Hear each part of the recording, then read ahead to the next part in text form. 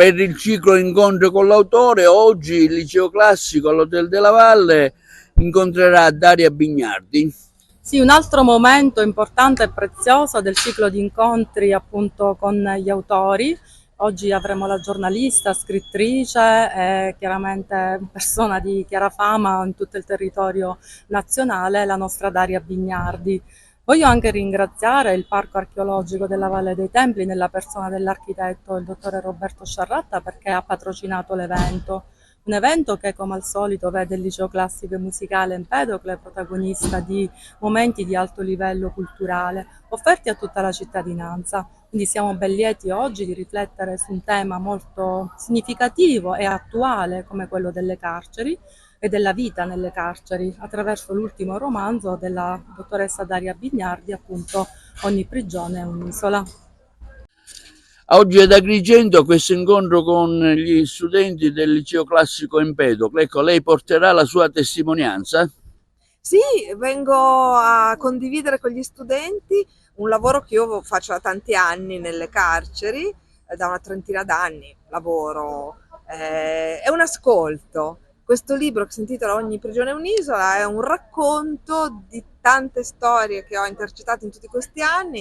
I ragazzi lo hanno letto, condividerò con loro un tema che è importante, complesso, ma che è giusto che la società civile affronti. Ogni prigione è un'isola, ecco, cosa vuol dire esattamente? Allora, si riferisce a una frase che mi disse un ispettore di polizia penitenziaria del carcere di Opera. Lui intendeva dire che ogni istituto è diverso dall'altro, perché dipende sempre dal direttore, dal rapporto che il direttore ha col comandante, degli agenti. Però questa frase, ogni prigione è un'isola, mi ha fatto pensare a tutte le prigioni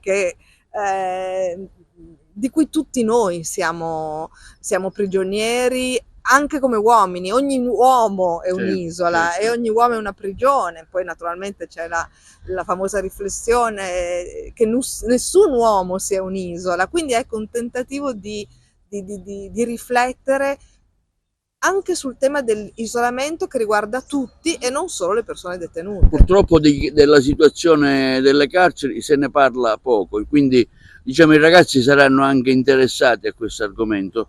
Tra le tante visite che lei ha fatto, qual è la più particolare che lei non può dimenticare?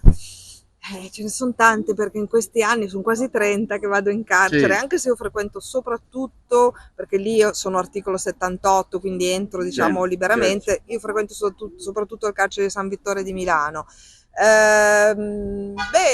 Il carcere femminile di Pozzuoli, che adesso tra l'altro è chiuso, è stato chiuso per via delle scosse ai Campi Flegrei, e stare con le donne detenute è ancora più disperante, perché se la condizione delle persone detenute è brutta, quella delle donne detenute è peggio. Quindi ecco, se mi chiede un ricordo è quello.